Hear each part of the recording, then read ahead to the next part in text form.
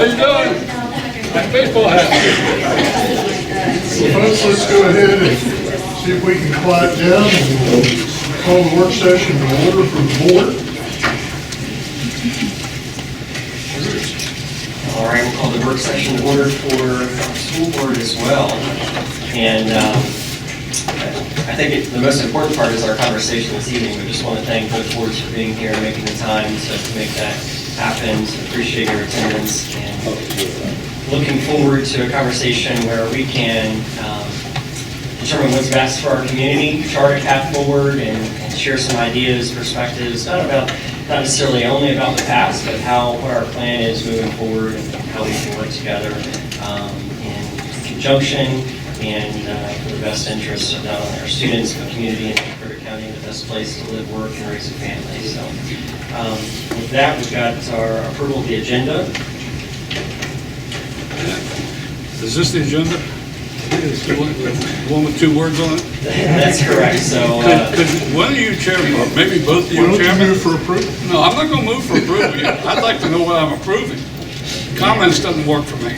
You made a little comment there, and that's fine. I understand that.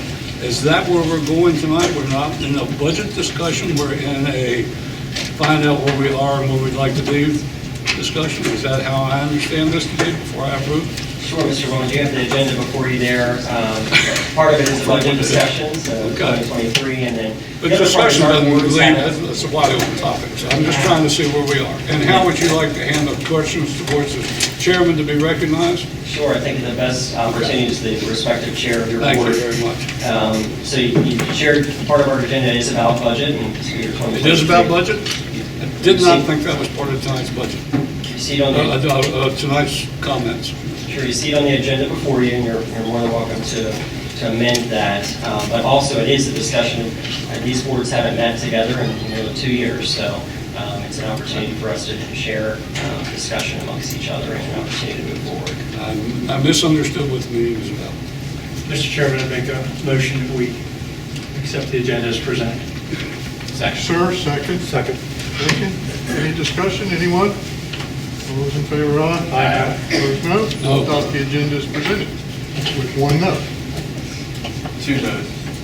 2 no's, I'm sorry. You have to speak up. There's a lot of rustling in the room. All right, so we have before us the 2023 budget and a discussion around that. What's the pleasure of the boards? Doug. Mr. Chairman, thank you. Mr. Chairman, respected board members, I want to say I really do appreciate the opportunity to be here tonight. And to your point, Chairman Monk, I'd like us to really focus on the future. Almost all of you on your board are fairly new. I think a lot of the issues that we've had with the school board in the past can be overcome with some common working together. I hope that with some new faces on the board and some open minds, we'll be able to have conversations. We may not always agree. We may even vociferously disagree on things. And that's okay. But I think as long as we're doing it in good faith, then it's a good thing. So I do look forward to the conversation. So I hope we don't dwell too much tonight on the past. I think there are certainly things that need to be discussed to give some context. But beyond that, I hope we can focus on how we move forward and not dwell too much on the past. Blake? I'd like to suggest that I sat down with Jay Plum 2 years ago to have this very type of meeting. So my comment would be, let's just plan a meeting sometime in November and then maybe next February, March. The reason I say November is you're going to have a strategic meeting in October sometime. So I've attended like 3 of those to listen to what you've had to say. And then if we could have, but I can't talk at that. So after that meeting, the following month, we had a chance to sit down and chat. That would be helpful. That's number 1. Number 2, next February, early March, we're going to do the same budget discussion. And if we plan now, then everybody can go and have input into that. So that's just one suggestion.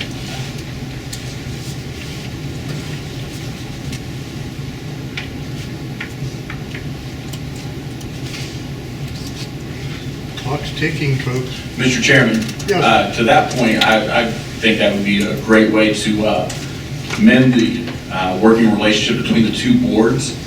going forward. I don't know about the exact dates, but, you know, if we had something scheduled, I think that would bring a lot more transparency to the community. Mr. Chairman, either one. I don't know, you recognize me, right? I will. Okay, thank you very much. Yes. There you go. Been here a long time, lived in Frederick County a long time. Been involved in all the boards and everything else, and been on this board for a long time. And I can tell you one thing right now. I've always had a decent relationship with school boards. I don't have a problem with you guys. I don't. If I call you and ask you something, you give me an answer. You know, I work it out individually. I don't have meetings, but this is fine. I don't have a problem with this. It's a good idea every time you get together, you know, families get together and do that kind of thing. So that's fine with me. But it seems to me there is an error that says that we're in a battle between the school board and the board of supervisors. I don't feel that way. That's me personally. Some of the others might feel that way, but I don't feel that way. I like you all, I respect you all, and I hope I gain your respect the same way. So, working together forward, I'm all for that. I've always done that in the past and continue to do so. Thank you very much, sir. Mr. Chairman? Yes, sir. Sort of get into some substantive discussion. One of the things I'd like us to start talking about together are two major items. One is the fourth high school. I'd like us to have discussions similar to like we did with Ayler. We spent a lot of time working together on the Ayler project, going over the various iterations of what might be possible and what that would look like. There were a lot of questions that arose at the end of that project that caused several members of this board to question, you know, what will we actually get, what we're told we're going to get. So I'd like us to sort of work through those types of issues and get assurances that, you know, when we're told we're going to get something, we're really going to get that thing. I know that everyone on this board wants to make sure that we have schools available for the children. We just want to make sure that we have all the priorities covered. So from our side of this discussion, you know, we have to take care of schools, we have to take care of firefighters, we have to take care of the sheriffs, we have to take care of IT. There's so many other things we have to take care of, and they're all have to be prioritized. And unless we can have discussions and understand why you need something, when you say you need something, or what the urgency of that need is in comparison to the needs that are expressed to us by, say, fire and rescue and the police, or, say, the public radio system, things like that, that cost incredible amounts of money, 20 million and more. It's difficult for us to prioritize how the money should be spent. And we're supposed to be good stewards. So when we question, you know, why should the money be spent, it's not because we don't want you spending money. It's not because there's a concern that it's necessarily even being wasted. It's just what is the priority and where does it need to fall on the list? And thus we have good open communication between the boards, which I just don't feel like we had before. It's been more administrators talking to us versus you all sharing with us. I think this is an important step forward, having these conversations one-on-one across the table versus administrators filtering to administrators.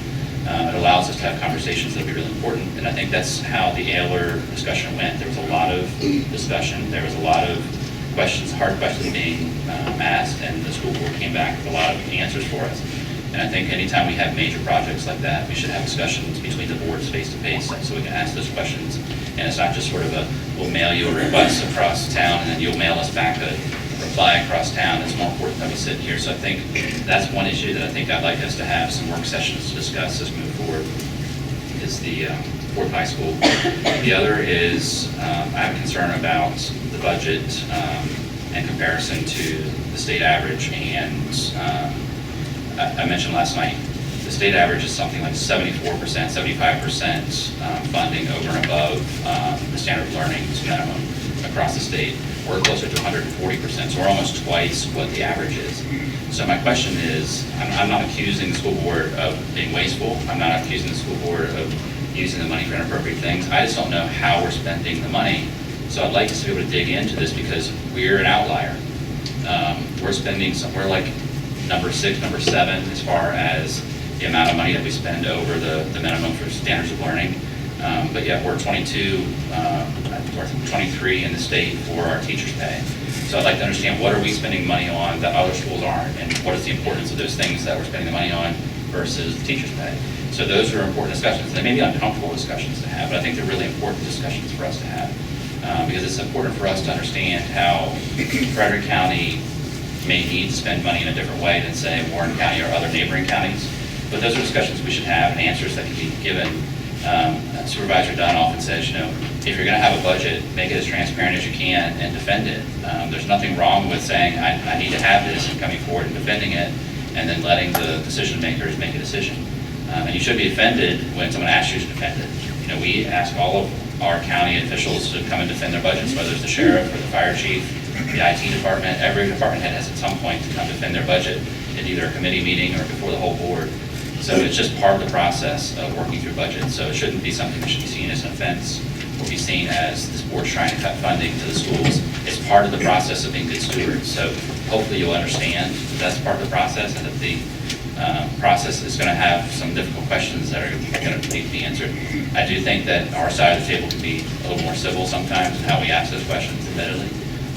So hopefully we can get to a point where we're having more conversations versus accusations and then counter accusations and the like. So that's my hope moving forward. But those are the two big topics I'd like us to focus on as we're moving forward: is Fourth High School. Why is it needed? When is it needed? How would it be done? Are there alternatives to that? And if there are alternatives, why would the alternatives not be better than the building over Fourth High School? All legitimate questions. And can we really get a handle on the budget? Because I think if we can come to some consensus on the baseline of the budget is proper the way it is, or if it needs to be expanded or needs to be cut, if we can all come to some consensus, then it makes it a lot easier moving forward at budget time for us to then decide whether or not this is a good expenditure of money moving forward. So those are the two things, Mr. Chairman, I'd like to see us focus on in the next 6 to 9 months. Yes, sir. Mr. Chairman, thank you for your work, Mr. McCarthy. I am glad that we were able to come here as the two boards to sit down. I think we've got a lot to talk about. It could have happened last year. We had 2 dates set. And I do want to give kudos to Mr. Graber for being here tonight, because you were the only one that was not at the 2 meetings was able to come last year. So I do appreciate your time and being here too, so we could all be here tonight. Mr. McCarthy, perception is everything, okay? And, there's things that this board can work on, and I believe there's things that board can work on. Mrs. Slaughter, Mr. Wells, and Mr. DeHaven have no problem calling me on the phone. We've talked plenty of times in person on the phone, but not once have I ever gotten a phone call from you, Mr. Graber, Mr. Dunn, Mr. Lovely, Mr. McCarthy last year. No, Stagmeyer had no problems calling me. We would sit down and chat all the time. So, perception is everything, and for you to say that you don't, and again, it might not be what you guys are intending to do, but there's been some heavy discussions about, taking $60 million away from the school system without any phone calls, without any discussion. Charter schools. And so where you might say that you're not wanting to take funds away from the schools, perception is you are. And so that's where we stand, and it's hard for a school board to come to meetings and have open discussions when there's those types of things being said at your meetings. And so I'll tell you right now, there's things we can work on, and I ask that you guys can work on it. It takes 2 to tango, and we all need to come to the table. Thank you. Mr. Chairman, if I can respond. Sure. Thank you for the words. I guess, when I come to this, my perception is that we're all grown-ups, and that no one should be afraid to come to a meeting just because someone has suggested a different policy approach or a change in policy approach. The government is about debate. It's about trying to find answers. So there shouldn't be any, you could say outrageous things about Frederick County Board of Supervisors. I would still show up for a meeting and have a discussion with you, debate the merits of that thing. So I don't think that policy discussions at one board should chill the conversation with another board if we're all adults and we know that our job is to debate these things, try to decide on the merits and make decisions. So it's unfortunate that you feel like you can't talk to us because of things that are said at our meetings, but we're having policy discussions. We'd like to have these meetings we've been trying to get together for quite a long time. These things could have been discussed amongst the boards. It's always been a policy of this board that we try to have conversations as open as we possibly can, so we don't have sort of one-on-one conversations necessarily. So I tend not to have individual conversations. When I have conversations, I try to make them public and on the record so people know what I'm discussing and what I'm thinking, versus sort of backdoor, behind-the-scenes discussions on major issues. So I appreciate what you're saying. I understand what you're saying. I just hope that moving forward you understand that there's no reason to fear having a conversation even on the hard topics when this board has policy. Thank you, Mr. Chairman. First, before I begin, I'd like to thank Chairman Monk and Vice Chairman Comstock for making this happen. I know you guys put a lot of effort into it, and I appreciate your efforts to allow us as boards to come together. Thank you so very much. I'd like to address some comments that were made here by Mr. Hester regarding not attending meetings last year. I don't know how many folks here are able to change their schedule with a 24-hour notice, but I doubt that it's very many. The reason I say that is because one of those meetings that you make reference to from last year, I had less than 24 hours notice to make a meeting. I don't know about you, but it's very difficult when you work an outside job to rearrange a schedule on a 24 hours notice.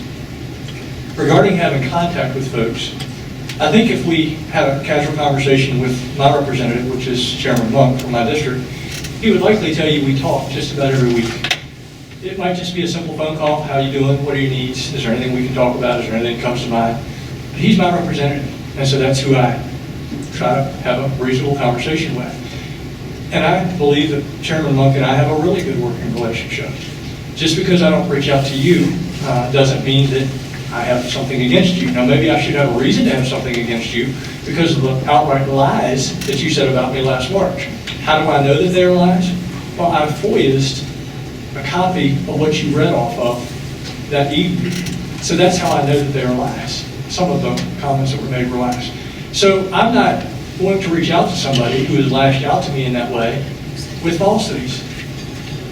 Chairman Monk and I have had a great working relationship. I hope that we can continue to have a good working relationship, and we continue to talk about the needs of the schools. Having said those things, I would like to go over a couple of questions that I have, if I may. And I have 10 different questions, and I'll just start out with a couple. And I'm going to ask the first one to Chairman Monk. This board about 6 weeks ago asked for and submitted a request for a categorical budget to be submitted to us as a Board of Supervisors. I personally have not seen that yet. Has the school board submitted one for review by the Board of Supervisors as of this date? I don't know as of this date. I recall our last meeting, our Finance Executive Director shared that was being prepared and would be submitted to the Board of Supervisors. And do you have any idea when we might receive that? I can get you a date on that. I've been told it's within the next couple of weeks. Excellent. It was sent yesterday. Oh, so Ms. Kimberly just shared it was sent yesterday, so it should be to you all soon. We should receive it soon. There have been a lot of discussions in October of 2020. School Board Member Lake indicated that he had seen a budget book or had a budget book of about that thick, and he indicated it on camera regarding the budget that they were looking at for the year. I have to inquire, have you guys received a thick, detailed budget book on this year's budget? We've received 27 pages, I believe. Have you guys received such a large book? And if so, could we have a copy of it to look at with you? That's me. That's key. Sure. So we've adjusted the way that we've done our Finance Committee meetings since I've been on the board. The first year was different, and this year's even different than the last. For a little bit more information. So this is the budget book that we're working on now. It includes a capital asset plan, and we even had a discussion in today's Finance Committee meeting about what that could look like in the future. Excellent, thank you. I have a few questions for, I'm not sure why this is feedback, guys. I have a few questions for the new board members, and I think that this would help me have some understanding as to why there might be some frustration. So for the 3 new board members, the questions that I have, the next 5 or 6 are for you. And it's not to poke, it's to find out what you have been told or not been told, so I know kind of where to channel my questions moving forward. Has Superintendent Savine spoken with any any of you about the 900 student capacity versus the 1,100 student capacity for the Ayler Middle School when it was funded? Has Superintendent Savant spoken with any of the three of you about why it ended up being a 900 student school versus an 1,100 student school? Mr. Chairman, I guess I got to be recognized to speak. I have not heard anything about that. I do have a scheduled breakfast with Dr. Spine tomorrow, and I'm sure that's going to be one of the topics discussed. A couple of our others could get shut off and cut that feedback loop off. Thank you. Sure. Asked a few questions, and one of those questions of our team was that. And so I know yours was directed at new school board members, so I know those who attend our finance committee meeting today received a response around that. Would you be so kind as to share that with us, board? Sure. At a future date when you can put it in writing. Next question I have is also for the three new school board members. Has Superintendent Savant spoken with any of you regarding the school board's policy where they changed the capacity of the schools and reduced the capacity of many, if not most of the schools by approximately 10%? Has that policy been discussed? Has the rationale of reasoning been discussed? Has there been any discussion regarding capacity and total capacities and how those can be resolved? No. There's not. Thank you. Another question. Mr. Chairman, Mr. Cox. point of order, and my apologies, Supervisor Graber, but could we keep the discussion to FY 2023 budget at this and come back to those items? Is that okay? Because I did have some, I know we were starting the budget conversation, and In all due respect, Vice Chairman Comstock, I appreciate that. I'm just trying to get a feel for what our new school board members have knowledge of before I delve into things. I don't want to dive into things real deep and not have the knowledge of their understanding. I mean, I'm not trying to be rude. I mean, that's just where I'm trying to get a feel for where we are. Is that fair? Yeah, sure. I think, understand that trying to get a base knowledge, I think we collectively are working as a board. So to answer your question there around, capacity, that's again another conversation we had in finance today based upon some questions that I had asked. And so every 3 years there's a capacity study that's done, and I know we've talked about that in other members of the board, and so that's something that I think in conjunction with Mr. McCarthy's mentions, there might be a work session around what that looks like. I can understand that there may be some frustration around that and kind of a misunderstanding of how that works. Thanks. I have a couple more questions. Well, this one pertains to CIP, where we just removed the Ayler expansion off of the CIP. In 2018-2019, when the school board presented a request for a new Ayler school, there were comments made by school administration, there were comments made by school board members that the current Ayler could not be remodeled due to various things, including asbestos, traffic and noise from I-81, the cost, traffic, pollution being smog and exhaust, and that there was no way to make the school functionally safe the way that they desired to have it. Thus, I was very surprised to see it on the current CIP. And my question would be to the board is what has changed from 2018 to 2019 to present that the school can now be renovated to allow for their students when before, I don't know that the traffic has been reduced. I don't know that the exhaust is going down any.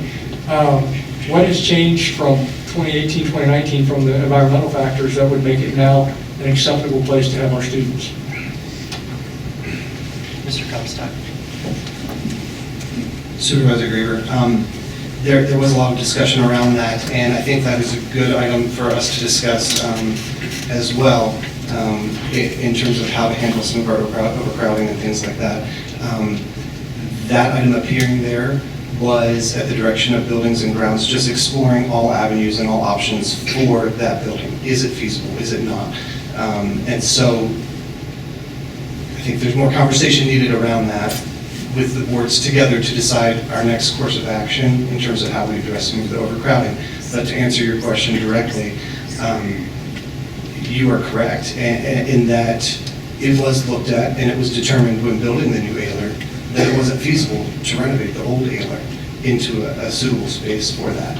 Times had changed, a few years had gone by, so we were just doing our diligence as a board to look at that as one of the possible solutions to one of the overcrowding options. We weren't tied to it, we weren't married to it, we weren't asking for funding for it, we were just putting it on there as an option. Yes, sir.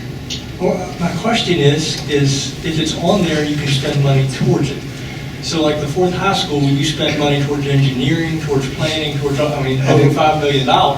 So it does open the door to spending money on it. So my question is goes back to what has changed. And my concern is that we're going to spend money on planning, renovations, planning these different things. But my larger question is has there been a study done on environmental? And is it now, can we now put a new system in and make it feasible, functional? What conversations have changed, have been had to now make it a possibility? Having it on there allowed us to have that conversation regarding doing an updated feasibility study to see if it was a viable option. We have since determined that it's not. We've been able to garner enough data from the previous feasibility study without having to spend taxpayer dollars to do a new one.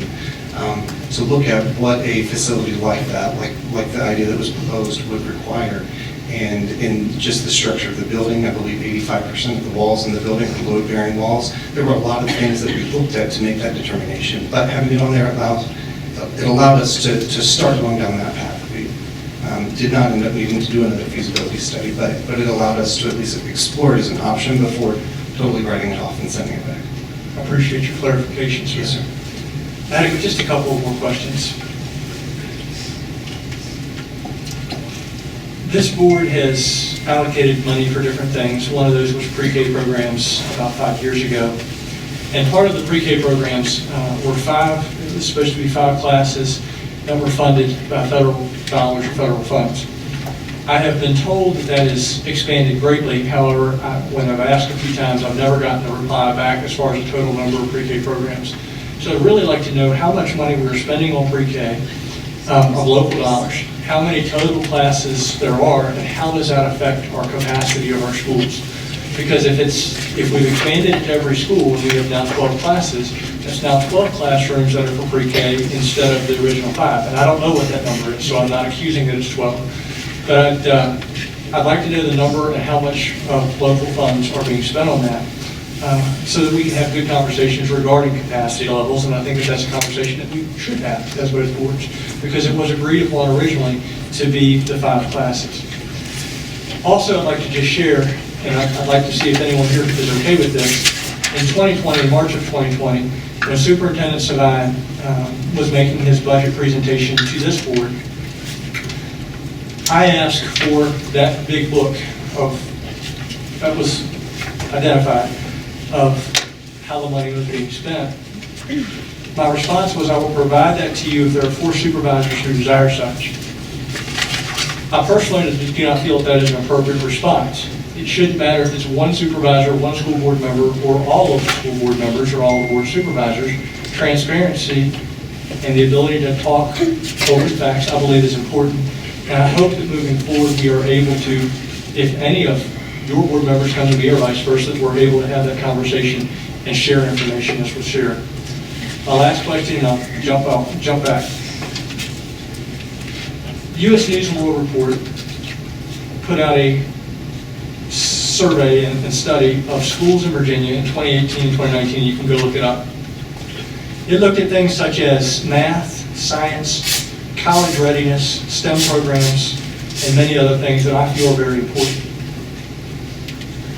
Frederick County did not have 1 school in the top 50% of that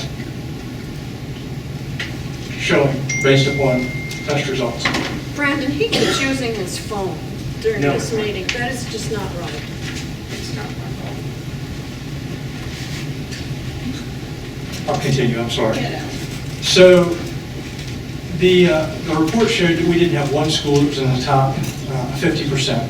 Fairfax County, which we were very close to as far as the number of percent that Vice Chairman McCarthy alluded to, the 144% over.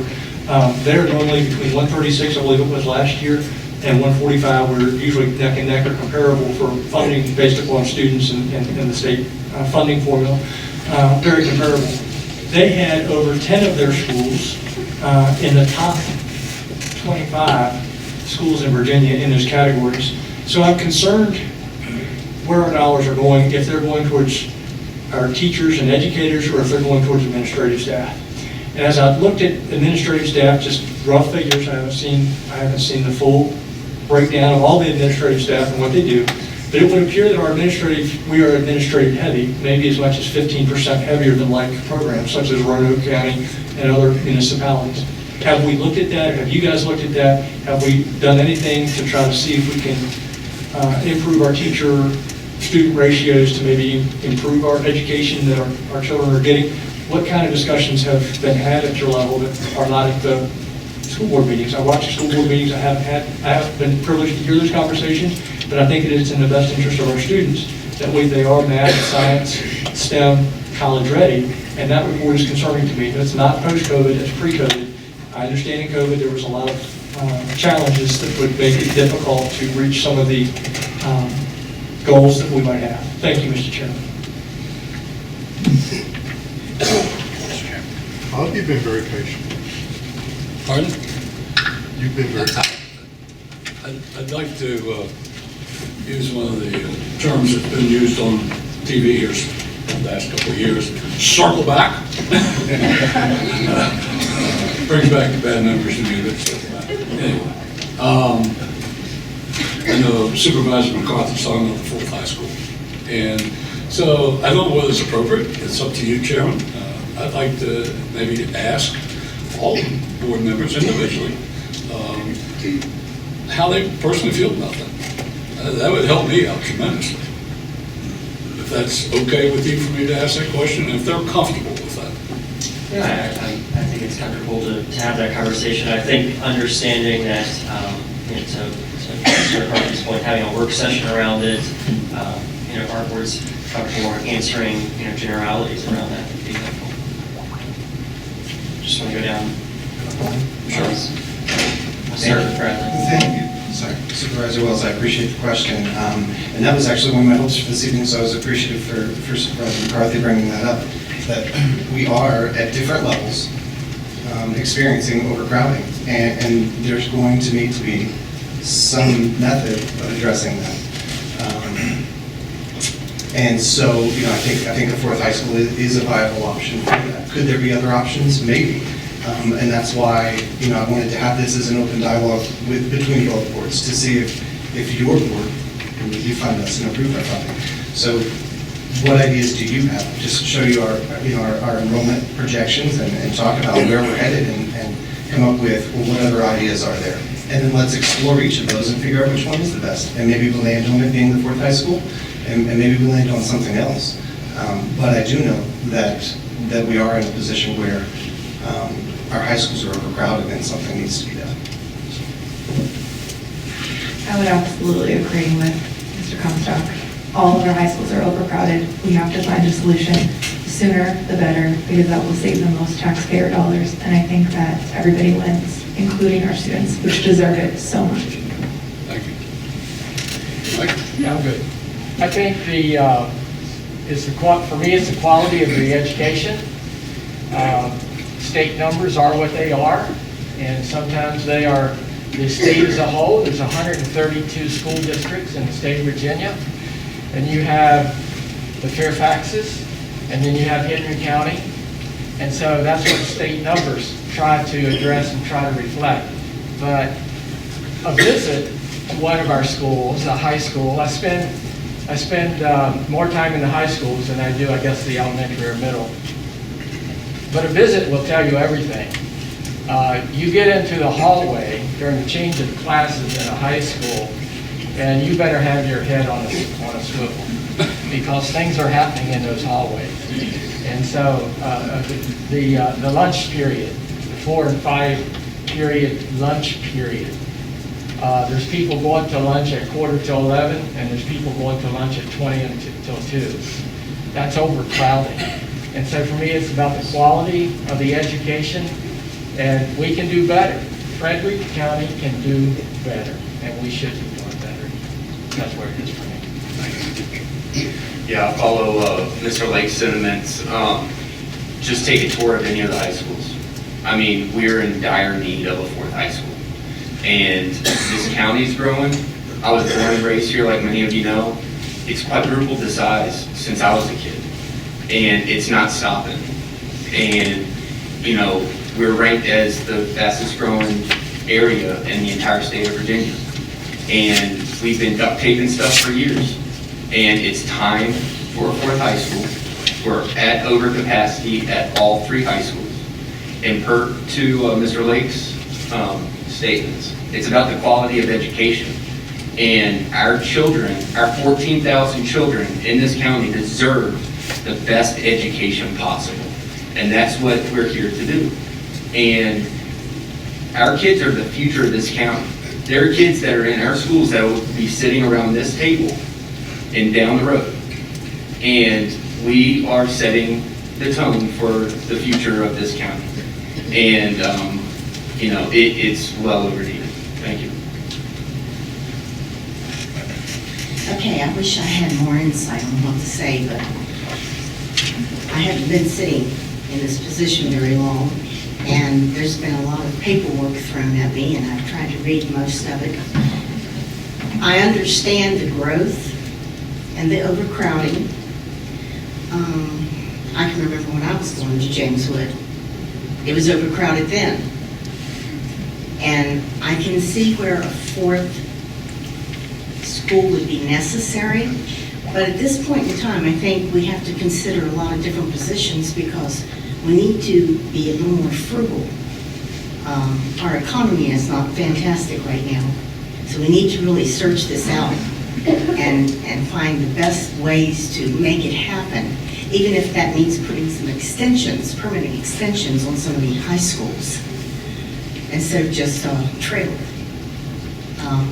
I think there may be some other solutions besides just a new high school, and we need to look into it and not just jump into this enormous amount of money. All right, so this is a big question that I've been asked a lot by a lot of the constituents out there. I hear the teachers asking me stuff, and then I've been in a few of our schools, and they are overcrowded. You know, is a fourth high school the answer? Is it, can we add on to our schools? But there's a lot that comes on with a fourth high school. We're already bleeding teachers, you know, they're going to other counties, and with that next brick and mortar school, you have to staff it. So there is a big financial impact to the community as well. But I don't think we should sacrifice the students on the altar of frugalness. What I do think is there does need to be a solution. Whether we add on to these schools or maybe we do start looking at other options such as that charter school. Maybe a little competition isn't a bad thing. I know that kind of nails on a chalkboard for some of the people out here, but it is what it is. You know, I think that does also solve the problem of overcrowding. You guys aren't stopping letting people move in here at all. I mean, there's, over in the Redbud District and Gainsborough District, there's a lot of construction going on. So I mean, until you guys halt that kind of construction, you guys are getting that tax money coming in. Pony up, do something. Just point of clarification, I think Mr. Dunn, Mr. McCarthy, and the rest of them understand the same thing. We would love to control growth, but there were boards previous to us that set those parameters. And what is happening right now is that builders have come back. They come back whenever there's a great economy, and they go away when there's not. And probably a year or two, is my old man prediction, they'll be going away again.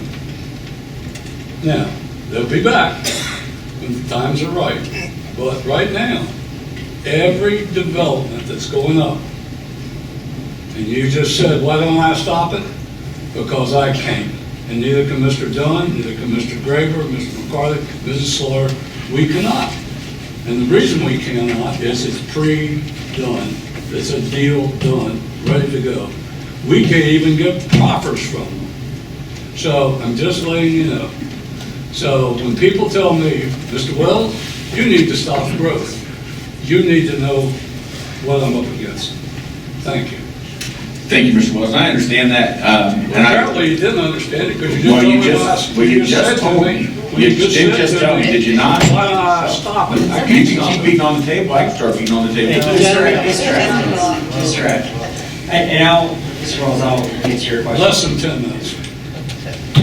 Go ahead. I'll answer your question too. I think that it's obvious it's growth, and to your point, it's growth that's coming, and I don't think anyone here at this table had anything to do with that.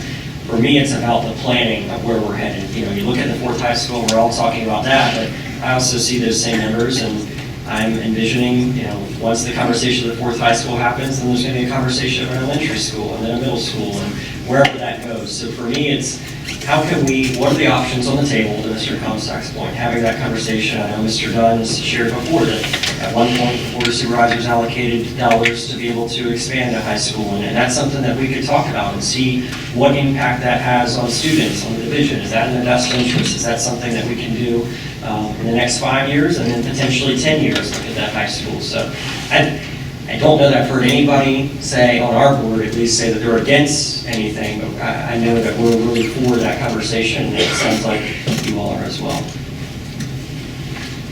Mr. Hester.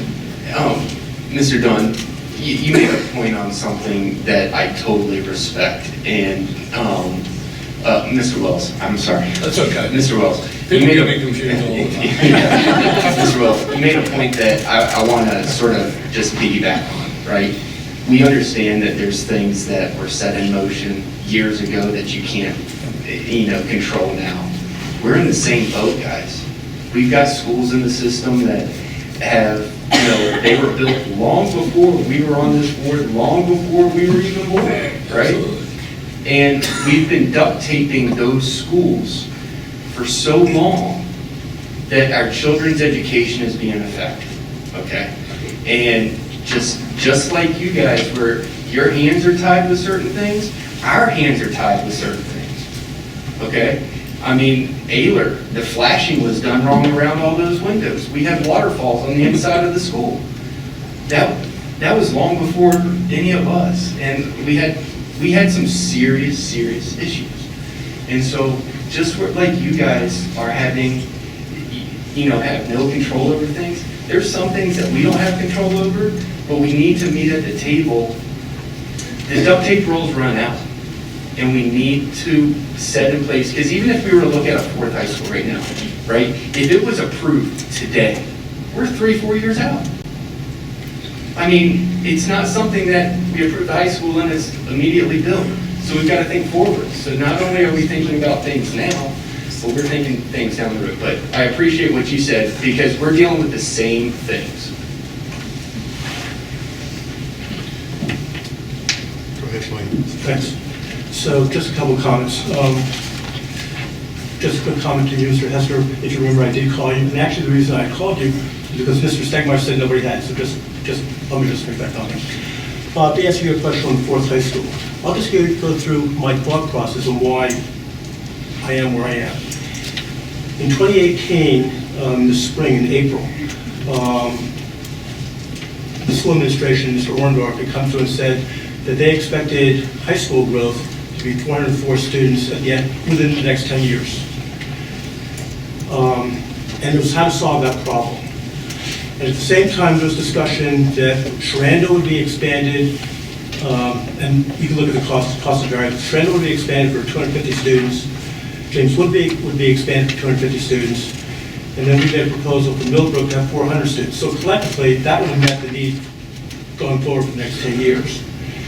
In August of that year, the school board had a balanced discussion in Sharando. I was there, and the number then went to 500 in 5 years. So I was curious on why that number had gone. But Bob, to answer your question on where would I be, I don't know, because here's the questions I'd like to have as answers before. First question is, what's the expected growth of high school students over the next 10 years? And how's that calculated? The second question is, currently I understand that in high schools you have about 24 students as an ideal number. When I went to school, when some other people here, and you went to school, the number was probably between 25 and 30. And that, you may, I'll just make a comment. I believe if you're wrong. When I was going to school, numbers were 25 to 30, maybe yours was less. But if you go from 24 to 26, that's a 10% expansion. And if you go and spend money for an expansion and renovation, the question is, if you take out the renovation fees and just do the maintenance, what does that save you? Because those additional dollars are going to expand the capacity. So that's, if you go through that, then you have a cost between that and the new high school. And what's the expected high school growth over the course of the next 10 years? And if you do build a high school, you build a high school with a core for a capacity of, let's say, 1,500, arbitrary number, where you can add a wing if you need to or not to go for future growth. So that's the thought process. I don't have answers to that. I'd like to hear answers. I'm not expecting you to have instant answers, but that's the thought process on what's the expected growth, what are the numbers behind it, how are they calculated, what happens if you do an expansion and renovation on the other three, what's the cost for that, and then you do a budget analysis and see where you are.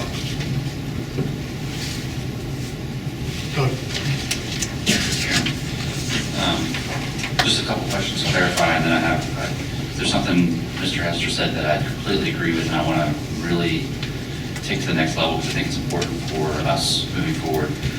When Chairman Monk, when you had mentioned your budget or your finance committee meeting, and you said you're talking about the budget book moving forward, is there a discussion of having more information included in that budget book and potentially sharing that with our board as well? Yes, so to Mr. Hester's point, and I'll let him share as finance chair as well, but I also want to share it. I think it's our intention, and hopefully you saw, in terms of how boards have operated in the past, we can't control that, but what we control is how our board is operating. So moving forward, you'll see videos that are going to be posted online. We've had conversations with our team and internally to post some of those documents and Word docs as well and provide some more information there. Specifically around the budget book, I think that's the intent, and we'll the board to be able to change the way that it's presented in a way that is maybe more easily consumable to people who aren't attending those finance committee meetings. And Mr. Hester, happy to. Yeah, Mr. McCarthy. I know we've given you guys information. You guys get quarterly financial statements for our expenses and things. If you go to the Frederick County webpage right now, there is, on the home page, there's a click budget information button. In that has every single page that the finance committee was given and used through our budget process. Each meeting's notes, every single question during those meetings, the answers to those is all on the website, and it's all there. And I believe Mr. McCarthy's aware of that, just based upon, I know I directly shared that link with him earlier. I think his question was more to, and we had this conversation again early in finance, is how that's presented. Is it a year over year?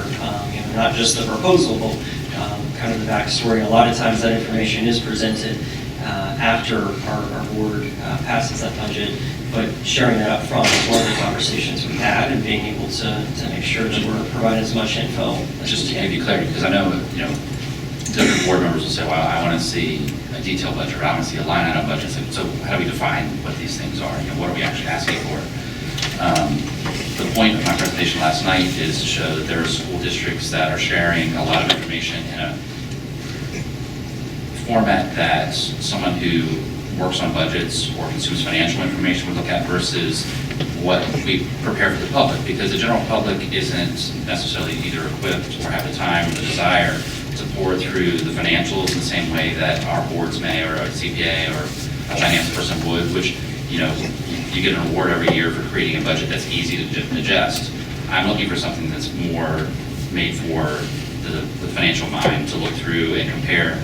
And if you take a look at some of those counties that I mentioned, you can actually see, one of the frustrations I have is we do get, your proposed spending for this year, but it's not, and your expenditures, but they're all different pieces of information that come in different packets. It's not one nice, neat, clean spreadsheet like some of these other counties have that show year after year what the new, juxtaposed with percentage differences and things like that, which make it really easy to quickly hone in on, okay, well, here's where the changes are. So if there's a way for us to sort of work on coming up with information like that that's easy to find in one place, in one document, like those other organizations do, and I don't mean to be critical because I know the information is there, it's just not, it's not easily consumable for, in the format that I'm talking about, the financial mind, where I want to see, I want to see 10, 15, 20 pages of nothing but spreadsheets, versus the explanations of, what a budget is. Let me clarify one thing for you too, and we talked about this at the finance meeting today, is that, and we can provide you the answers compared, because I know those stacks were rather thick last night, right? Those are billion-dollar school systems. Not all of them. I know not all of them. 2 of them were 700 million. The thing is that we've got we do have a finance department, right? But when it comes to the budget itself, we have 2 dedicated people that work on this, okay? Mrs. Cameron and Miss Anderson, and they do a phenomenal job, but they also have other job priorities. And so it does make it hard.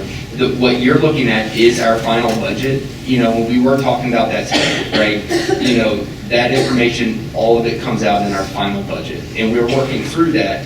Is there a way that we can present some of that final budget, the way it looks? Yes, that's exactly early that's on, what I'm talking okay? about. And we're talking, and we do realize that. But we also have to realize, okay, going back to my other point, our administration, they do multiple things, and so there's a lot of times where they get pulled one direction because they're doing, working certain things, and so the budget is not the only thing they work on the entire year. I guess then my request would be that we consider investing in allowing us to have a very clear, concise budget, because it's such an important part of creating, the trust and the willingness to work and giving confidence to the constituents. Just like putting the videos up on YouTube, I commend you for that. It took a long time to get there, and a lot of people said it couldn't be done for this legal reason or that legal reason, but it's so important that people in the public can actually see and hear what's going on.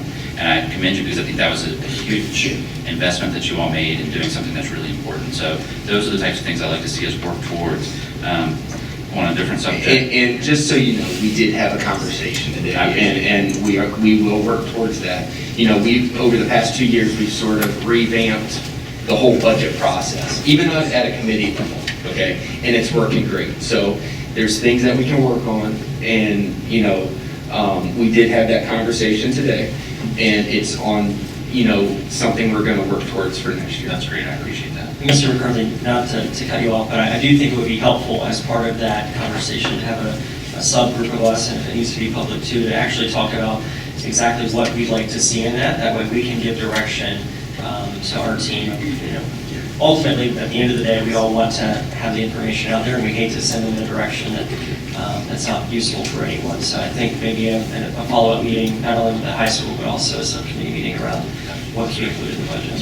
So one more point of clarification, Mr. Comstock, you had mentioned that when Mr. Greger brought up that Baylor, that's been considered, and did you say it's been taken off the table at this point, or I wasn't quite clear on what you were saying. Has it been taken off the table completely at this point?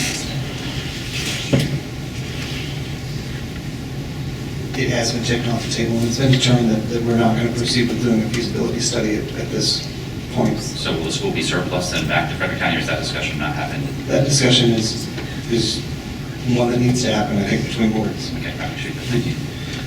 Mr. Hester made a comment earlier about we need to have the best school possible for the kids. And one thing I try to always remind myself is your all's job and the superintendent's job, especially the superintendent's job, is to come to you and say, if you want the very best, here's what you have to do. And then you're the first level and you say, okay, well, if we can't achieve the very best, what's almost the very best? Because we do have finite resources. We can't always have the very best, but we should be striving for that. So I expect that Dr. Savine's going to come to you every year and say, if you want the very best, then you want this. This is the very best you can get. And then your question is, well, if we can't get that, what's the next best thing that we can do for our kids so they're still getting a great education, and have a discussion around that.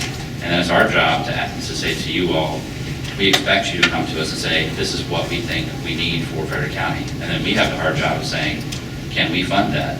And that's the hard, uncomfortable discussion that we have to have every time. So I hope everyone on our side always starts from that perspective of, we should anticipate that you're going to come to us saying, we want this. Whether that's, we absolutely have to have this, that's not what you're asking us. You want something better than just what has to be. And I understand that.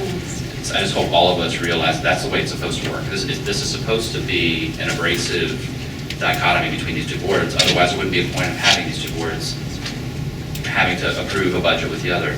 So I do appreciate that your job is to always find the very best for the students, and I appreciate that's what your all job is, to come to us. And I hope too you all can appreciate we have the hard job then of saying, how do we weigh all these different competing interests and come up with the best that we can for you guys? And I think tonight's a great example of how we start that conversation of determining, what's the most important thing. So I appreciate that you brought that up. I think it is something that gets lost sometimes in the weeds. Is that your job is to come to us and say, this is the best that we can do for the kids of Frederick County. Well, can I follow up with something? Ms. McCarthy, I totally get what you're saying, right? But I do have to commend Dr. Savine with our budget process and the budget that he's given to us. If he wanted the best of the best, he's already shown that our budget would be $9 million more than what it currently is right now. If you want to give us $9 million over what we're currently asking, that would be best of the best. This is a needs-based budget. We need every single dollar that's come in front of us. We've known what's going on locally, and we would love to ask for $9 million more. But Dr. Savine, his great leadership, the executive staff, they spent months, prioritizing their needs, and they already dwindled it down, and then they came to us and showed us the other $9 million. And so, while I see where you're coming from, and yes, we do need to have discussions about it, in no disrespect, right? But we are the board that leads the school system, right?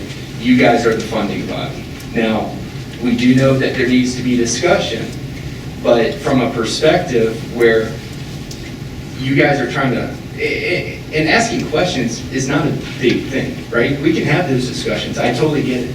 But where the perception where you guys are just digging in and like nitty gritty on some of the stuff, that's our job. We've already come to you, it's already been vetted by the finance committee. It's been, every single board member up here has every single bit of information from the finance committee, okay?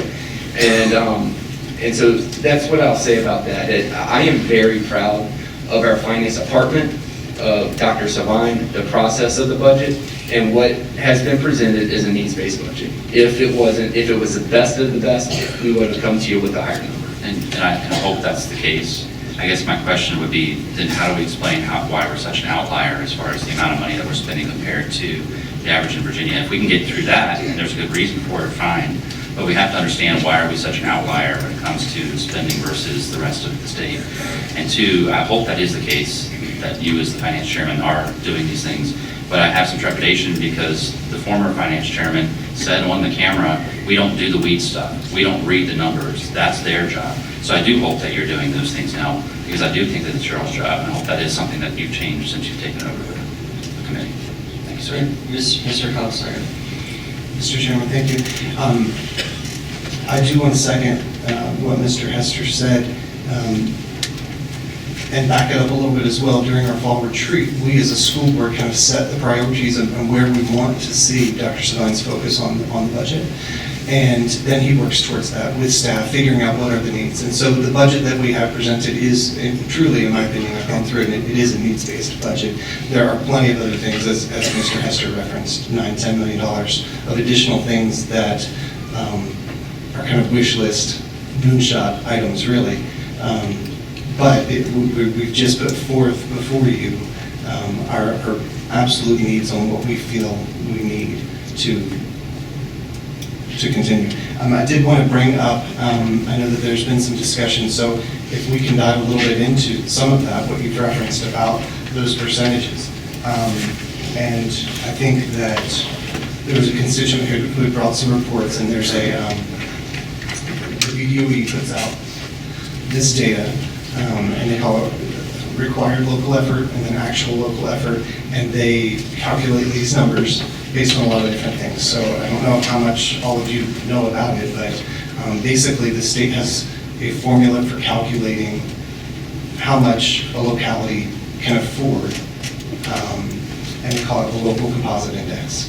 And so then they calculate how basically a locality's ability to pick up their share of the tab, if you will, for the lowest level SOQ funded positions. And just for clarity's sake, every single school division in the state funds above that level.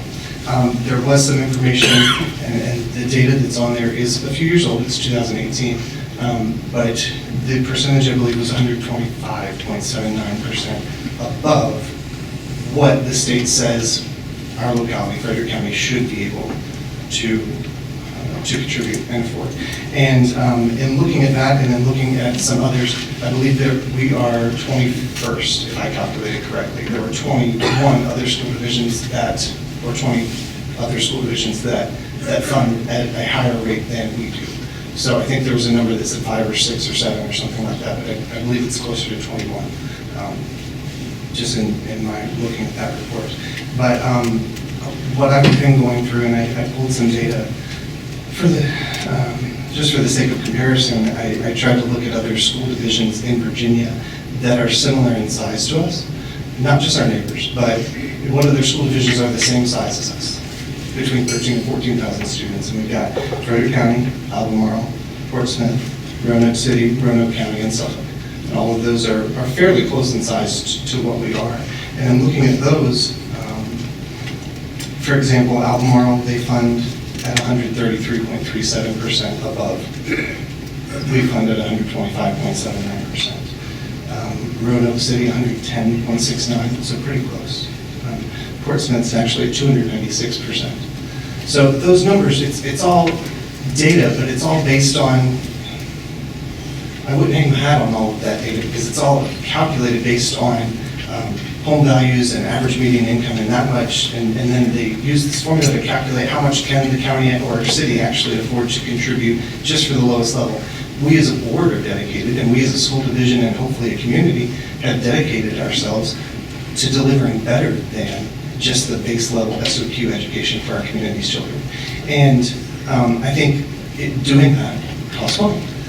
We want to pay our teachers enough to retain our teachers. We want to have the programs in place to support our kids. We want to have a phenomenal, noteworthy CTE program that other divisions call to ask us about. We want to be a premier school division. And the amazing things going on with Inspire 2025, and I think that funding has allowed us to do that. And so one other piece of data that I looked at was just in terms of the number of people we employ as well. And so I would maybe ask that the board consider that. We, in this new proposed budget, we would be employing the equivalent of 2,447.7 FTEs, full-time equivalents. And when you compare us to those other localities that are similar in size, it's a little bit more than most. It's less than Albemarle. I think there's a lot more money in Albemarle than there is here. But when you calculate, if you were, and I know this is, like I said, don't hang your hat on my data, I'm a statistician, but when you calculate the total proposed budget and the number of people we employ, our cost to employ those people is actually less per person than any of those other divisions. So I hate to think that people think, whether that be constituents or citizens or anyone for that matter, supervisors or members of this board, think that we're misusing money, because I spend a lot of time looking at this, and I really don't believe that we are. I believe that we're spending money. Sure, there's probably things that we could be doing better. There's probably areas for reflection and adjustment. But Are we on the right path? Absolutely, I think so. We're doing some amazing things that are noteworthy throughout the state. We're delivering a good education, and you know, I don't think you can make that determination of how good the education we're delivering is based on a Forbes report or a test score. I think it's more what you actually see happening in our classrooms and the connections to real world and the opportunities we're setting our children up with. And so I firmly stand behind this budget, and I would ask that you support it for us. I appreciate that. One final comment before I finish up. I believe that 21 figure was what we're paying, where we fall as far as what we pay salaries to the teachers, or at least there's a commensurate number. So I'd like if we could have a follow-up conversation so we can sort of hash all this out and get a better idea, because I want to make sure that if we're funding at a higher rate than most other school divisions, the average, that we're also making sure that our teachers are above the average in their salaries, because honestly, I like the bricks and mortar, but as long as we have great teachers, we're going to have greatly educated students. I went to the old Gainsborough school where the windows wouldn't open, there was no air conditioning. They would pull the map down the wall, and it was the 48 states of the United States, because it hadn't been changed since the 1950s. And we got a great education because our teachers were dedicated, wonderful, wonderful teachers. And I believe we have that in Frederick County. And I just want to make sure that we don't lose focus of what's the most important thing. And I know space is important, but we also have to balance it out with, what's the most important thing. And I know you guys struggle with that every day when you're doing your job. So I think if we can have a follow-up meeting at some point to sort of hash through all of these numbers and make sure that all of us, your side, our side, all understand how this works, and we get comfortable with that, that will make things a lot easier moving forward, because the numbers that I was seeing for 2021 are showing us in the 140%, and the state average has actually dropped down into the 70%, so it's showing that we're funding way beyond, so we're an outlier now, where we haven't always been an outlier. I just want to get a handle on why that is. Maybe there's a really good reason for that. I just want to find out, whether there is. So I appreciate your comments on that. Thank you, Mr. Chairman, for the time. Thank you, Mr. Chairman. So I'd like to circle back to something that Mr. Hester said. I'm looking presently at the Frederick County Public Schools website, and I'm looking at the minutes from your Finance Committee meeting. There's a total of 9 slides here, and of those 9 slides, there's 6 that actually have like a small spreadsheet on them. The others are just pictures or just a few words typed in. But there was some clarity asked by the chairman, and I appreciate him asking for clarity on what we were looking for. So I'd like to just read one of the bullet points here from your Finance Committee report. It says all funds, FCPS financial funds, it has operating, and it has a line, it has debt service, and a line, capital projects, and a line of funds, school nutrition, textbook, consolidated services, private purpose, health insurance service, construction, and total. That doesn't give me any level of detail, and I'm going to tell you why I'm concerned about this. Just last year, I was told that there was no money going for deep equity programs in Frederick County from local tax dollars. They're not. Only to be told by your school superintendent later that over 65% of it was funded by local tax dollars. And I did a FOIAs on it, I have it. You like FOIA? I do like FOIA. It's very effective to point out things that are being told, like at this level, that may not be factually correct. The next avenue that I'd like to say is, if I may continue there, is I've been told that deep equity has simply been replaced by something called PBIS, which stands for Positive Behavior Interventions and Support. I would like to be able to see what those documents are and where they are here in the funds. How much is being spent on it?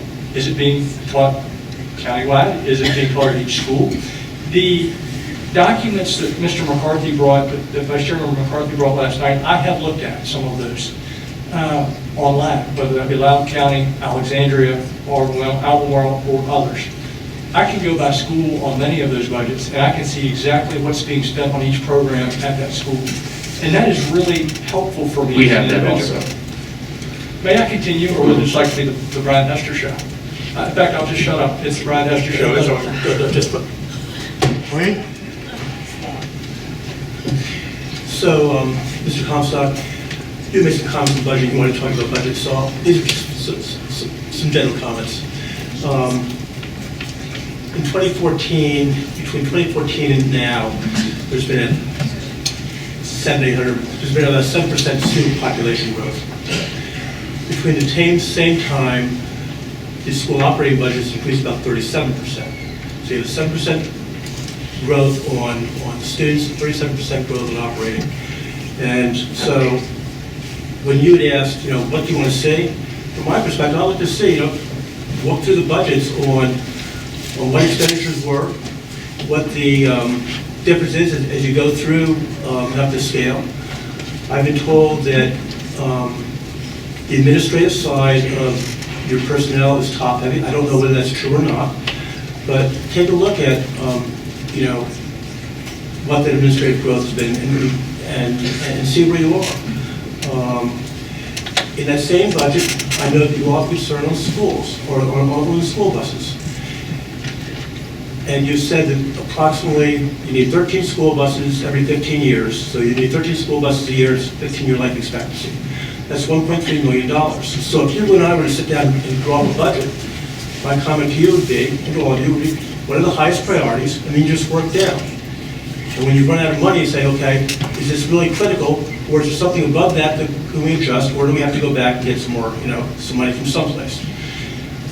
So if school safety and school buses are important, then can you not find $1.3 million out of a $268 or $217 million budget, less than fine, I'm not putting you on the spot, I'm just going through a thought process. But talk to some school bus drivers, and their comment is, sometimes I'm having to ride a second shift after the first shift. And there's a school out in front of Cincinnati that says, we need school bus drivers. I know that you gave school bus drivers a raise a year or two ago. But if you're short of school bus drivers, then maybe you're going to have to go and pay a little bit more to get that. I'm not saying that's the only answer, but to do something. And if somebody above that says, I'm a teacher's aide or a teacher, why is the school bus driver being paid the same? It might be because we have a need there. It's as simple as that, supply and demand. So from my perspective, I'm just looking to see where you are, and then I'll challenge you to go through that budget and ask yourself the question, is everything in this budget needed? Mr. Hester said, and you said, it's needs-based, but each year we've gone up. It's been approximately a 5% increase each year that you've had for the last 6 or 7 years. Yet there's some things in there that your school board, previous to you, had said you come back. So for example, he did give you a couple of examples. One was pre-K. In 2017, 2018, your board came to our board and said, there's a $500,000 grant for a 2-year program for pre-K. The comment was that if you're going to have local money involved, that we will come back.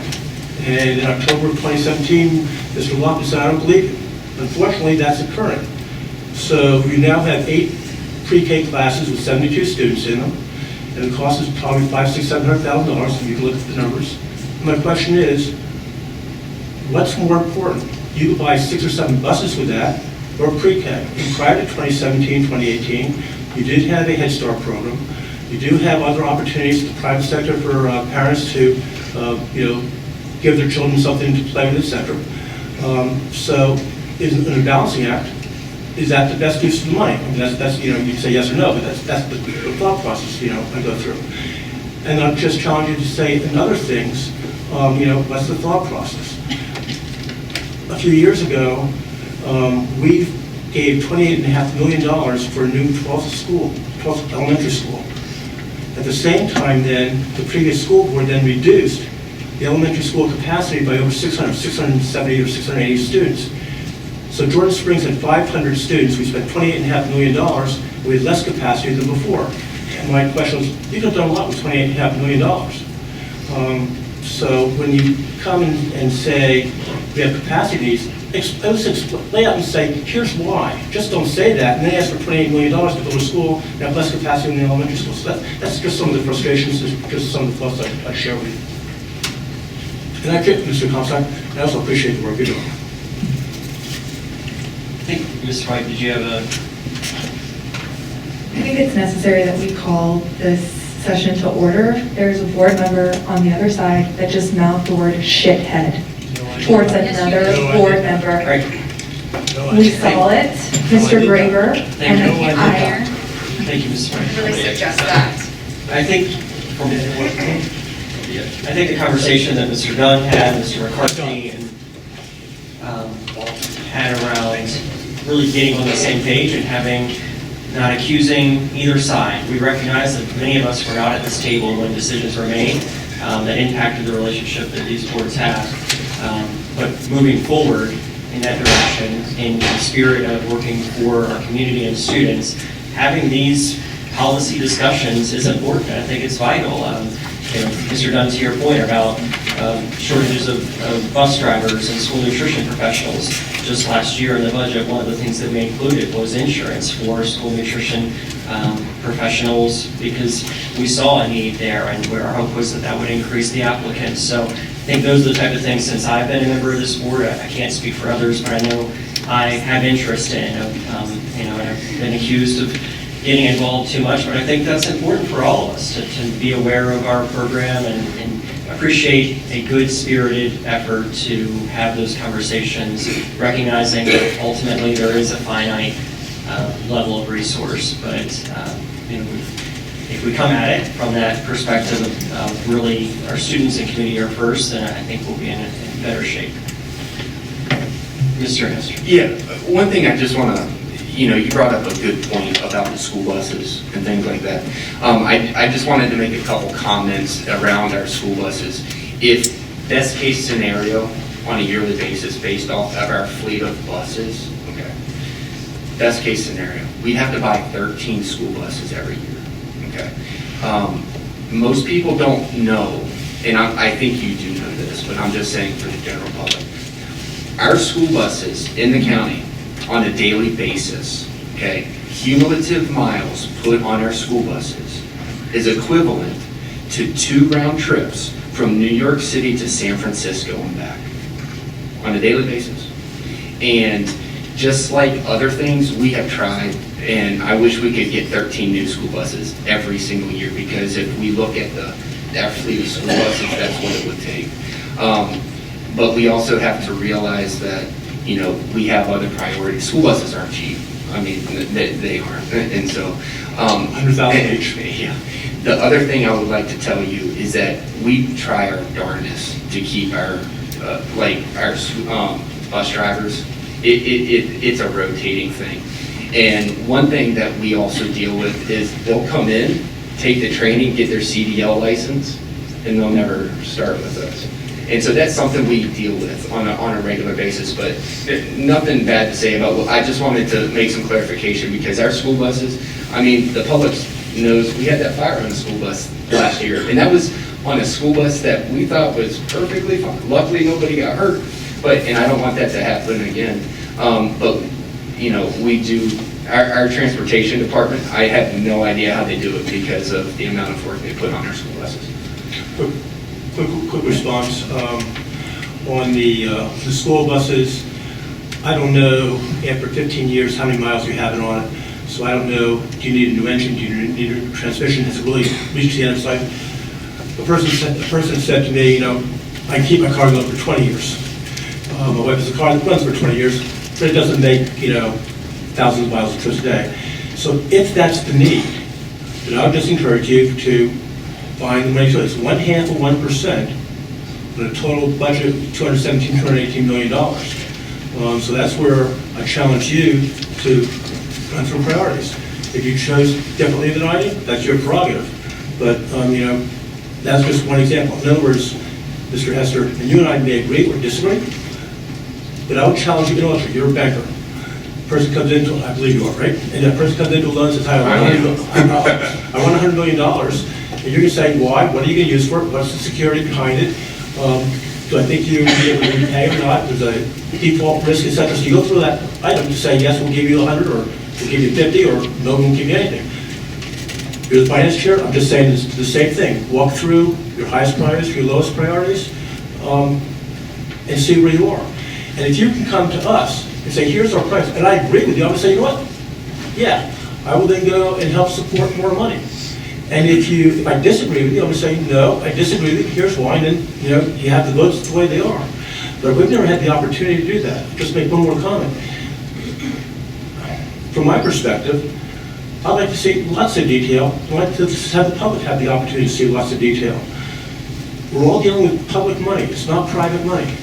And so if your finance people simply put out, this is what we have, I know it's multiple pages of spreadsheets, and if there's a reason you can't do it, you know, we can have that discussion. But, you know, what are all the expenditures more than, let's say, $50,000? For example, I was told, so I don't know if it's true, but I was told that the school spent $100,000 to $150,000 to pave a parking lot. The gravel parking lot is now blacktopped. If that's true, then the question is that the best use of money, or could you want a bus in again? If it's inaccurate, then that's good to know too. But it's that type of stuff, where where's the money going? And I'm not trying to micromanage it, but the competing dollars for that from the citizens are three. So there's three people that are looking for dollars. You're looking for dollars as the school board. We're looking for dollars from the county perspective. And the residents are saying, we don't want to give either of you money because we'd like to spend it ourselves to do certain things. So that's the competing interests. And then how do you best, you know, use those competing interests? And that's the challenge. Can I follow up with that? Mr. Dunn, I really appreciate this open conversation, I really do. You know, it's one of these things where we do that. We set our priorities, you know. What if we had to pave a parking lot? That's what this board was elected to do, to help make those decisions. You guys are the funding board. We make the decisions about the school board. Now, I do understand we need to have open conversations, right? But it's not a micromanaging thing, Wayne. It's not. And so if we can come together and have these conversations, you know, you've got to realize, you do realize, I'm not going to say that. You do realize that. If I could. But you're the funding board, we're the school board. We were everybody around this table was elected to our own positions. And so I would challenge you with that, in the fact that let us do our job, okay? Let's meet at the table like we're doing right now, okay? Have these conversations, okay? But if we need to pave a blacktop, don't give us grief about it. It needs to be done, okay? And again, I'm not coming after what you're saying, but it's like, those are the types of decisions that our administration, this school board, the finance committee, we're all making. So. One quick follow-up, Mr. Chairman, then I'll be done. I've made the comment, some of you may or may not be familiar with this, but I've made the comment that we have a growing community. The only way we're going to raise money here is a couple ways. One is to raise real estate taxes. I'm not keen on that because it puts a tax burden on existing people here. I've also talked about the fact that if we had a capital cost recovery, or if we had a cost where people that move in here or build here pay the additional operating costs and capital costs, and such a situation is being done both in Florida and in California, that it would be a way to take care of some of the money issues for the increasing population. In the last 20 years, we've grown 50%, 30,000 people. I was in this room a few weeks ago, and Roger Thomas, who's on the planning commission, said that when the Ravens were being built, they were being built for about $175,000. And people were moving in from Northern Virginia, and they said, I don't want to buy a cheap house. I'm coming from Fairfax. I had $1 million, but I don't want to buy a cheap house. Perception. So they raised the price by $25,000. And all of a sudden, well, hey, I can buy a $200,000 house. And I thought, you know what? If that same $25,000 or $30,000 gone to the county to cover some of the capital costs, they would have the perception, yeah, we go and are having an expensive house versus a cheap 175 house. And the county would have the money to do and address some of the capital costs.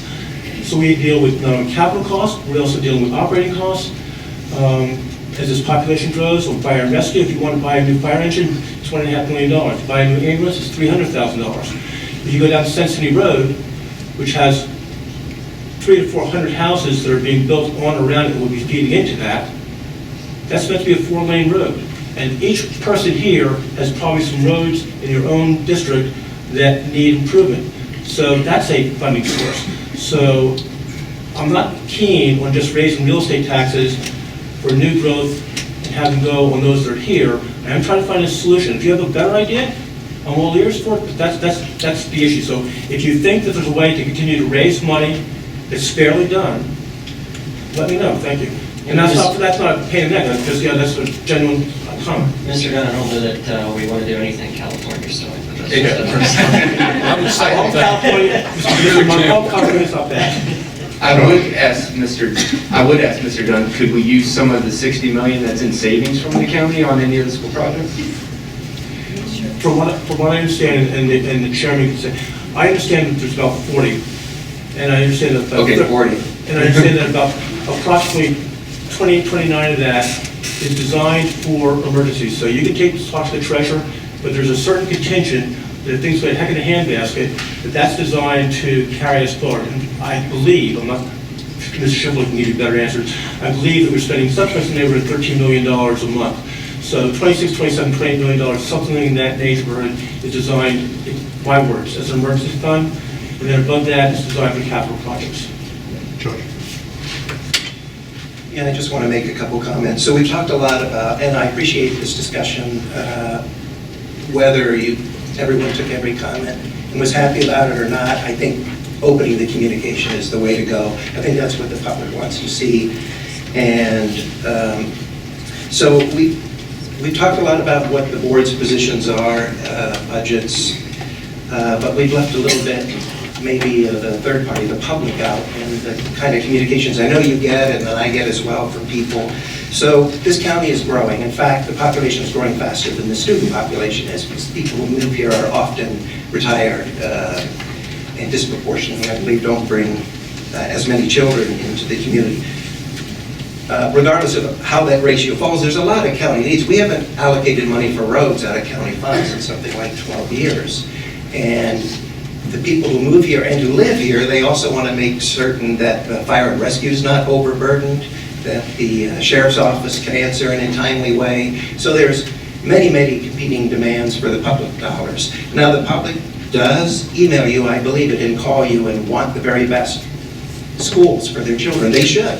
They should demand the very best of all the services that we as a county provide. When we ask for more detail, I know it can be seen as micromanaging, but we're not trying to tell you which kind of bus to buy. Our decision is a different decision. We have to decide if some extra dollars come in, let's say from the state, from somewhere else, where is the greatest need? Is it another school bus? Is it sheriff's office, deputy vehicles? Is it, parks and rec? All the many things that go on in the county. So we have to understand cost benefit in greater detail than you might understand, so that we can make those trade-offs with the budget. It's something the public expects when they contact us. Also, I want to say something about transparency. All this is taxpayer dollars we're talking about here. They deserve to see where every dollar is spent, from schools and from all the other parts of the county budget. And I believe we should put as much of that online as possible. People will crowdsource and dig in and maybe make some observations that 7 there and 7 here wouldn't have the capability to see. I think hearing questions from the public is great, and putting that information out there is really, really important. And that's what we're asking for them, not just for the job that we have to do. And to step maybe a little away from budget a tiny bit, public transparency, I get a lot of questions about the schools. Yes, I get can we find some more dollars and fund more things in the schools as well as in other departments? Of course, that's fair enough. But then I've also gotten a lot of questions, for example, in just the last year, since when I paid the most attention to county operations, the new Ayler School opened, and there was a lot of surprise among the public. Forget what the boards do, maybe you didn't know either, but that the capacity would be 200 students less than everyone expected when they knew that the county was allocating that money. Nobody that I know of knew that that were going to be urinal in a women's bathroom. Now, also in the last year, the equity spending, that was also a surprise to the county. So I think transparency, it's just as true of us as it is for you. Transparency is what the public demands. The more we put out there, the less surprise they get, the happier they'll be. Look, we don't have to agree on things like deep equity or other programs or particular spending, but we owe it to the public to put it out there so that the debate can be had. And if I lose, I lose. But I want to know The frustration you hear sometimes from this board is things that we didn't realize were going on, and money that was being spent, or policies that were being put in place. So I think we should continue these conversations. I think a categorical or a line item budget would make the public happy, not just the different boards, and not just make our jobs easier. Thank you. Mr. Adams. So with some of the questions Mr. Dunn had, it does feel at times like you are micromanaging, or the board of supervisors does micromanage. I understand the questions, and we're all trying to scratch and get to the root cause of everything. I think Mr. Hester has done a pretty good job of continuous improvement on trying to show more transparency on the budget. It's not going to happen overnight. We're trying to. I know he's making a lot of effort in that direction. And I appreciate, having this open discussion, answering Mr. McCarthy's questions. We do need this, table discussion where we can all talk. And to Mr. Wells' point, it is like a family. We've all got to be a community together, and we all should have that open transparency. One of the biggest things that I've seen and had, I think the department that gets put behind the most is our transportation department. Our bus drivers, they're working hard, and to Mr. Hester's point, unfortunately, sometimes we do pay for these folks to get a CDL, and then, they're like a dad going out for a pack of cigarettes. They never show back up. So, we're trying to alleviate some of that stuff, and we're trying to get those people to stay with us. And, I'm looking to maybe bump up their pay to come back and stay with us. Same with the teachers. These folks over here, they really do put their hearts and souls into it. And, they wouldn't be here just for the money. But, I would like to show them some appreciation. And I think getting that transparency, out there for you guys, so that you guys can answer your own questions, and the public, they can, see why we're justifying this. I know that one of the things we talked about on the Building and Grounds Committee is not kind of just being a rubber stamp, but actually getting in there with some of the bidding and looking at some of the drawings and plans for the schools before, they come before us. So we are making efforts to try to get a lot of stuff to be more transparent, and we want that for both sides. And that's about it. Thank you.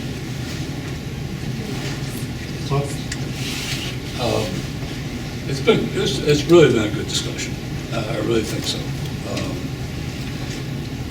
I remember one time when I was in court trying to collect some money from the guy that owed it to me. I was working very hard. I'm not a lawyer. I had a lawyer, paid him a lot of money, didn't do me very much good. But it wasn't anybody on the school board. It wasn't anybody on the school board. But I kept saying things, and he said, "In your opinion, Mr. Wells, in your opinion." And I walked out of Woodstock Courthouse, and I thought, man, in my opinion, he was right. I really thought that was the way we should be, but in my opinion, and his opinion, weren't the same. So I'm going to preface this by saying, in my humble opinion, the school board members, I think 6 to 7 in the vote, or however it came down. I don't know how the numbers there. I don't know who voted where.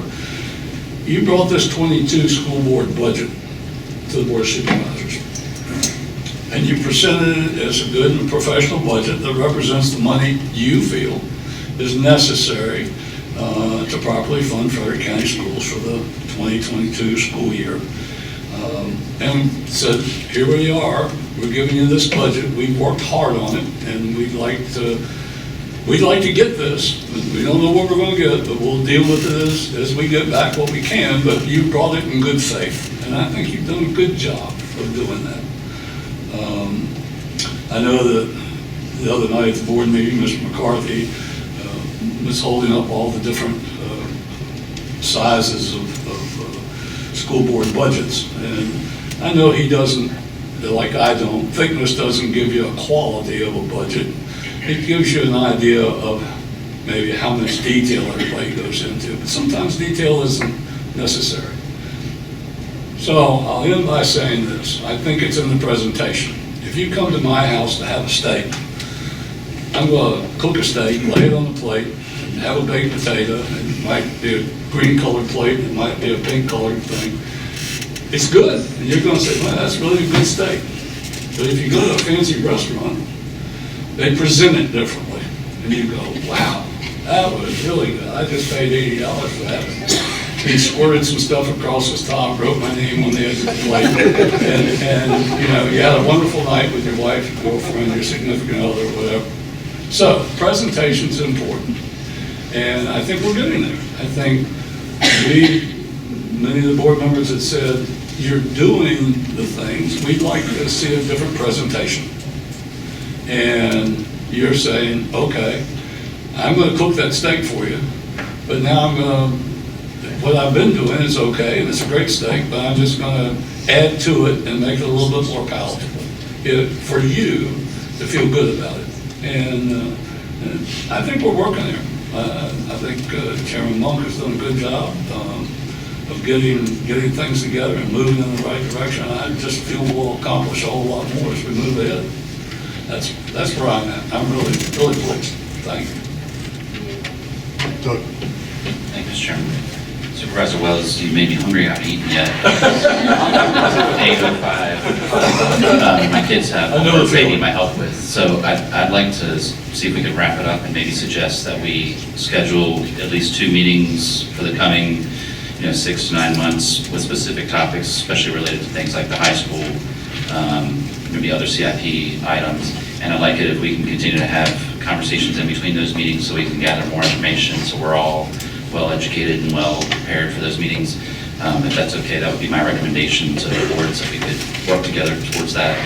And I appreciate all of this interaction. I know it's not easy and it takes a lot of time out of our evenings to do this, and it's very much appreciated. Thank you. Thank you, Mr. McCarthy, and I don't want to speak for our board, but I know we've had many conversations around further developing the relationship and maybe having a less formal setting. We know we've got to have folks watching us, but having a less formal setting, rolling up our sleeves and getting to work and having some of those meaningful conversations, I think is beneficial to us. I don't see our board in any way objecting, and in fact, you've laid out some high school and capacity issues, budgets, just to name a few, so I think there's a lot that we can discuss. Mr. Chairman? And Mr. Chairman, sorry. I'm sorry. Yeah, go ahead. I'd like to share the same sentiment with Mr. McCarthy. I really appreciate us coming together and having this discussion. I'm going to put this out there. Please call us. Please have, like, every single one of you, you've got my cell phone number. Please just reach out if you've got questions, okay? As I said at the beginning, I think our board can work on things. I think you guys could work on some things, on presentation, on just saying things at our meetings. Just reach out, okay? You don't have my cell phone, it's 540-336-9629. The entire county's got it. I have it. Please. Yeah. Okay. Guys, reach out. I'll have a coffee, have a beer with you. Let's sit down, just instead of assuming things or getting information and then just making assumptions, let's have these conversations. I appreciate us all being here. I do agree with you. Let's set up 2 meetings over the next 6-9 months to have this meeting again. But in between there, we're open. I mean, the school, I have never seen a school system more open about the information that's out there. It's there. And so just reach out. Thank you, everybody. Josh? So, Mr. Esther, thank you. So I will reach out, probably mainly through mine, but I appreciate being able to reach out to anyone. I want to ask the 2 chairmen, though, I have a little bit of concern, maybe the public does too, that, if we communicate one-on-one, that's great, although that doesn't, you may not be aware of some of the communications, and there might be some confusion and different opinions. You'll get different answers on certain questions from different ones of us here, and the same thing would occur with me asking you questions. I think the public might worry that, well, is anything really going to happen between these boards except for 1 or 2 scheduled meetings over the next 6 to 9 months? So I would like to suggest a different avenue also to complement that, where I could submit some questions to my chairman to pass to yours. Maybe we all have questions, or maybe only some of us do, and that would be a way to formalize a little bit more and open another lane of communication for, maybe you call them semi-formal, you know, they're not formal published budgets or anything, but question and answers on paper or on email, so we can get more clarity that way from board to board. Blaine, if you could give me just a moment. I have often and continuously, and anyone sitting in the room knows what is ideal is if everyone gets the same information from the same source at the same time. If we can stay on the same page, much easier that way, and it certainly works out better. And I ask that those go through admin for transmission between the two boards. Yeah, that was a little of my concern with just, I don't want it to be just person-to-person dialogue. I agree. Thank you, Blaine, go ahead. So, you know, I have some notes, you may have had some notes too.